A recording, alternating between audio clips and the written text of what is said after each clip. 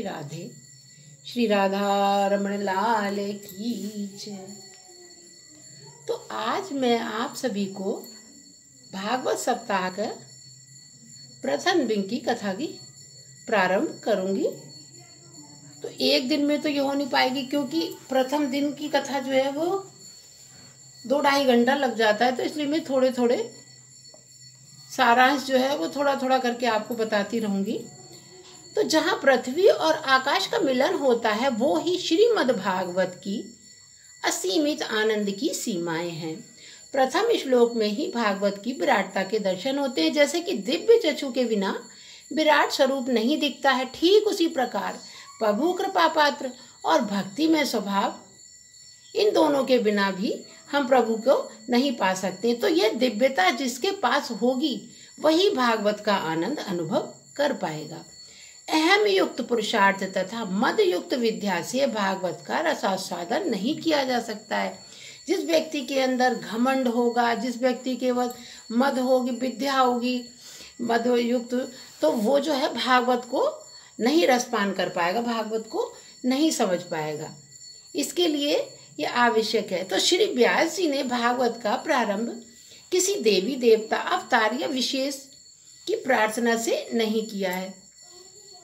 कहीं कोई उसमें असीमित आनंद को किसी सीमा में बांध पाए। प्रार्थना की है तो सिर्फ उस सत्य स्वरूप की जो कि आदि से अंत तक व्याप्त है, साकार है, निराकार है, देवता है, अवतार जिसका कोई नहीं है, पारावार है। तो ऐसे त्रिगुणातीत स्वरूप परम सत्य स्वरूप परमात्मा का हम ध्यान करते हैं, नमन करते हैं। अतः सत्य अपने में पूर्ण है, सभी को मान्य है तथा असीमित है। इसी का नाम सच्चिदानंद है। तो इसमें 3 सीमाएं हैं, सत्य, चित और आनंद। तो भागवत केवल मानव कल्याण का साधन नहीं है, किंतु जीव कल्याण का परम साधन है। नैमिषारण्य क्षेत्र में एकत्रित ऋषियों ने श्री सूत जी महाराज से मुख्य रूप से 6 प्रश्न पूछे थे। यहाँ तक कि सूत जी का प्रश्न है कि आप पूर्व जन्म में रोम हर्षण नाम के गंधर्व थे, तो आप विलोम जगत में जात में उत्पन्न हुए थे। तो विलोम जात का उत्पन्न हुए थे, इसका क्या अर्थ है? तो माता जो है वो उच्च कुल की है और पिता जो है वो निम्न कुल के हैं। तो ऐसे बालक को विलोम जात का बालक कहते हैं। तो सूत जी जो थे वो इसी प्रकार के थे, ब्राह्मणी माता थी और क्षत्रिय पिता थे। तो आप व्यास जी महाराज के पूर्ण पात्र थे, इसी कारण पुराण वक्ता भी थे। तो इसी संबंध में अगर विचार करें तो श्रीमद् भागवत महापुराण का मुक्त लेखन श्री व्यास जी ने किया, सर्वश्रेष्ठ श्रवण श्री परीक्षित जी ने किया, और कथन कीर्तन श्री सुखदेव जी ने, और अध्ययन मनन श्री सूत जी महाराज ने, तथा आस्वादन श्री चैतन्य महाप्रभु ने किया था। तो दुर्लभेव कथालोके श्रीमद् भागवतोद्भवम् कोटि जन्म समुत्थेन पुण्य नैव तु लभ्यते। अति दुर्लभ होते हुए भी, प्राप्त होते होते फिर भी प्राप्त ना हो, इतने पर भी प्रभु कृपा फल स्वरूप यह सौभाग्य इन सभी को श्रेष्ठतम रूप से प्राप्त हुआ। तो 6 प्रश्न जो थे वो सूत जी से सौनकादि ऋषि ने किए थे। तो पहला है जीवन का परम श्रेय क्या है, दूसरा है संपूर्ण शास्त्रों का निचोड़ क्या है, और तीसरा है भगवान की अवतार संबंधी कथाएं, और चौथा है कितने अवतार हुए, और 5वां प्रश्न है कि भगवान देवकी के गर्भ से क्यों अवतीर्ण हुए। 6ठा प्रश्न है अंत में धर्म किसकी शरण में गया। तो पहला वाला जो प्रश्न है मैं थोड़ा सा आपको उसका विवरण बता दे रही हूँ कि जीवन का परम श्रेय क्या है। जहाँ तक पहले प्रश्न का उत्तर है, श्री सूत जी महाराज यही कहते हैं कि जैसा कि भागवत के प्रथम स्कंद में 2 अध्याय के 11वें श्लोक से स्पष्ट होता है कि सच्चिदानंद स्वरूप के प्रति अपने को किसी न किसी प्रकार से जोड़ लेना ही भागवत का सार है। इन्हीं को कोई ब्रह्मा, परमात्मा और कोई भगवान कहते हैं। अब आता है दूसरा प्रश्न कि संपूर्ण शास्त्रों का निचोड़ क्या है। तो अगर इस बात पर हम विचार करें तो संपूर्ण शास्त्रों का सार ज्ञात हो जाएगा और नाम स्वरूप भाव इस प्रकार भी कह सकते हैं कि उस छुपे हुए आनंद को किसी भी प्रकार उजागर करना ही भागवत सार है। लोग सुख को ही आनंद मान बैठते हैं, जबकि सुख का संबंध भौतिकता से है और आनंद का आध्यात्मिकता से। तो सुख का अनुभव बाहर से होता है, अर्थात सुख का बहाव बाहर से और भीतर की ओर होता है, जबकि आनंद का भीतर से बाहर की ओर। तो सुख से शारीरिक एवं मानसिक दुर्लभता का अनुभव होता है, सुलभता का अनुभव होता है। तो आनंद से आत्मिक एवं बौद्धिक संतोष की प्राप्ति होती। सुख का अनुभव अस्थायी है, आनंद का अनुभव जो है वो स्थायी है। तो अन्य का दुख दूर करना, दान करना आदि आनंद और संतोष प्रकट करते हैं। संपूर्ण शास्त्रों का सार है, चाहे वे निष्काम कर्म से जुड़े हों, चाहे ज्ञान से जुड़े हों अथवा भक्ति से जुड़े हों। तो श्रीमद् भागवत में ब्रह्मा, परमात्मा और भगवान तीनों के नाम दिए गए हैं। अब तीसरा प्रश्न आता है कि भगवान की अवतार संबंधी कथाएं। तो जो है ब्रह्मा है, परमात्मा है और भगवान है, यहाँ तक कि इन तीनों की प्राप्ति का प्रश्न है। तो शास्त्रों से स्पष्ट है कि निष्काम कर्म, ज्ञान और भक्ति क्रमशः यहाँ तक पहुँचने के साधन है। जब यही जीव अपने में स्थिर परमात्मा तत्व में लीन हो जाता है, निष्कर्म अथवा ज्ञान के द्वारा, तो वह अपने को धन्य मानता है और आगमन के साधन से मुक्त हो जाता है, जिसे हम मुक्ति कहते हैं। अब भक्त की मान्यता है कि मिलने में संयोग वियोग का रसास्वादन होता है, दर्शन, स्पर्श, सेवा का अवसर अथवा अपने भाव के अनुरूप उस स्वरूप का लगातार आनंद प्राप्त होता है। तो अतः एन कैन प्रकारेण अपने को प्रभु में लगा देना ही सार है, चाहे वह ब्रह्मा हो, परमात्मा हो, भगवान हो अथवा आवास, इनकी उपस्थिति तथा इनका जप तप प्राप्ति ही सार है।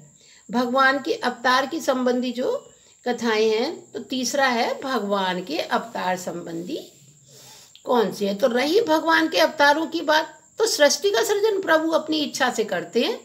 सब उन्हीं से ही प्रारंभ है और उन्हीं से ही अंत है, जैसा कि विराट स्वरूप से स्पष्ट है। तो भगवान के विराट स्वरूप में सभी तत्व लोगों की कल्पना की गई है। वे भगवान का विशुद्ध सत्यम श्रेष्ठ स्वरूप है। तो अवतारों के विषय में अगर हम विचार करें तो अवतारों की आवश्यकता क्यों पड़ी, जैसे कि श्रीमद् भागवत श्री व्यास जी के असंतोष का परिणाम है और रामायण वाल्मीकि के दया दुख का परिणाम है, गीता अर्जुन के विषाद का परिणाम है और ठीक उसी प्रकार अवतार भी जीव की असंतुष्टि का परिणाम है। तो आदि काल में अव्यक्त की पूजा, वैदिक काल में प्रतीक की पूजा की। तो इन प्रतीकों अग्नि पवन आदि में भेद दृष्टि नहीं थी, किंतु कृपा भक्त जो उन पर इतनी ही कृपा अभक्त पर इसी असंतोष के कारण पौराणिक काल में अवतार हुए। तो इससे जीवों में प्रेम, प्रतिज्ञा, दुख सुख आदि का अनुभव होने लगा। तो जैसे राम अवतार में विचार कीजिएगा कि व्यक्ति राम के प्रति कितने उत्कंठित रहते थे, रावण उनके प्रति कितना शंकित रहता था। श्रीमद् भागवत के अनुसार 24 अवतार हुए, जो कि भागवत के प्रथम स्कंद के तृतीय अध्याय में स्पष्ट है। जैसे कि कथा का क्रम बढ़ता जाएगा और सभी अवतार आपको स्पष्ट होते जाएंगे। तो चौथा वाला जो प्रश्न है कि कितने अवतार हुए, अब मैं आपको बताती हूँ कि कितने अवतार हुए। पहला है सनकादिक अवतार, दूसरा है वाराह अवतार, तीसरा है नारद अवतार, चौथा है नर नारायण अवतार और पांचवा कपिल अवतार, छठा दत्तात्रेय अधिकार और सातवां है यज्ञ अवतार, ऋषभ अवतार और छठा है पृथु अवतार, नमा है पृथु अवतार तथा 10वां मत्स्य अवतार और 11वां है कच्छप अवतार, 12वां धर्मंतरी अवतार, 13वां मोहिनी अवतार, चौथा नरसिंह अवतार और 15वां वामन अवतार, 16 है परशुराम अवतार और 17वां व्यास अवतार और 18वां राम अवतार और 19वां है बलदेव अवतार, 20वां है कृष्ण अवतार, 21वां है हरि अवतार और 22वां है हंस अवतार और 23वां है बुद्ध अवतार, 24वां है कलिक अवतार। तो अब आता है, सौनकादि ऋषि ने पूछा कि देवकी के गर्भ में भगवान क्यों अवतीर्ण हुए। जैसे कि आपको ज्ञात हो कि यदा कदा ही धर्मस्य ग्लानि भर्वति भारत, तो अथवा धर्म संस्थापनार्थ संभावी में युगे युगे। तो गीता में प्रभु ने कहा है कि धर्म की स्थापना है तो युग युग में मैं अवतार लेता हूँ। इसके आधार पर भी जब जब धर्म पर विपत्ति आती है तब भी मैं अवतार लेता हूँ। परंतु प्रश्न उठता है कि जब प्रभु सर्वशक्तिमान है तो दुष्टों का संहार, धर्म की स्थापना क्या अपने लोग से नहीं कर सकते थे, जो कि उनको अवतार लेने की आवश्यकता पड़ी। विभिन्न मतों ग्रंथों के आधार पर इनके बारे में अलग अलग से रोचक कथाएं हैं। तो सभी अवतारों में सभी प्रकार के प्रभु के रूप स्वरूप चरण का आनंद आस्वादन खूब ही मिला है। वैकुंठ में शयन अथवा अवस्था में विचार किया है, तो सब ब्रह्मांड के तत्वों में मेरा आस्वादन किया है और सभी ने मेरे चरण वंदना की है। यहाँ तक कि लक्ष्मी जी भी चरण सेवा में रहते हैं। आखिर मैं भी तो अपना स्वयं आनंद तथा आस्वादन लूं, और अपना स्वयं का आनंद मुझे तभी प्राप्त हो सकता है जबकि जो मेरे निज स्वरूप के पास है, मेरे प्रेमी हैं, उनका जब मैं आस्वादन करूंगा तो सत्संग करूंगा, जब वह मेरा नाम से उन्मत्त होकर के मेरा नाम पुकारेंगे, उनके क्रियाकलापों से उठी उनकी चरण रज जब मेरे शरीर को स्पर्श करेगी, तब मुझे स्वयं ही अपना आनंद प्राप्त होगा। तो किंतु यह कार्य वैकुंठ छोड़े बिना तो संभव ही नहीं है।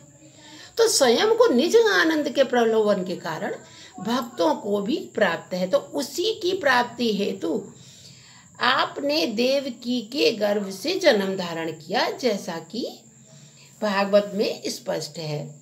पंक्तियों से भी ये स्पष्ट है। यहाँ निम्न पंक्तियां हैं, थोड़ी सी मैं आपको पढ़कर बताती हूँ कि स्वर्ण सिंहासन प्रभु बैठे भांति भांति सेवा पर धाये, छवि निरखत तिनकी सब केरे, ऐसे चकोर चंद्रमा देखत जैसे।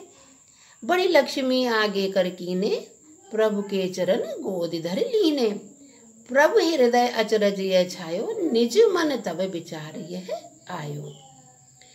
तो यही कारण है कि जगत में कुछ ऐसे कार्य होते हैं जो कि लाखों नौकर होते हैं, परंतु फिर भी कुछ कार्य स्वयं करने पड़ते हैं। तो जैसे कि अपना बालक कुएं में यदि झांक रहा है तो उसको गिरने के भय से, और सामने आपके सामने हजारों पार्षद खड़े हुए, फिर भी स्वाभाविक रूप से आप स्वयं उसे बचाने के लिए दौड़ेंगे।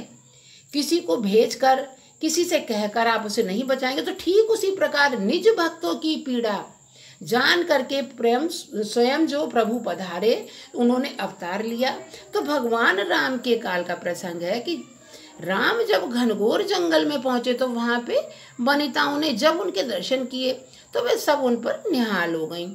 तो यहाँ भगवान राम ने अद्भुत लीला की।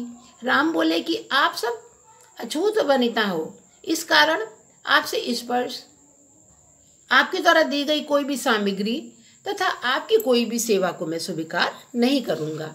तो इससे मेरा वनवास नियम जो है वो खंडित हो जाएगा। तो ऐसा तिरस्कार पूर्ण भाव देख करके सभी वनिताएं अति दुखी हुई और उनके बरसते नेत्रों से, थिरकते निज चरणों से तथा खुले केशों में उन्होंने अपने हृदय से श्री राम के प्रति अनुरागता थी प्रेम संजो करके विहल होकर के नृत्य किया। और उसी समय वनिता के हृदय में एक भाव था कि एक ही चिंतन था, एक ही लक्ष्य था कि हमारे राम कोमल हैं, हम अपने केशों से वन में बुहारी दे रहे हैं, कितने भी वन के कांटे हैं ये हमारे केश में लग जाएंगे, हमारे राम के चरण में एक कांटा ना चुभे।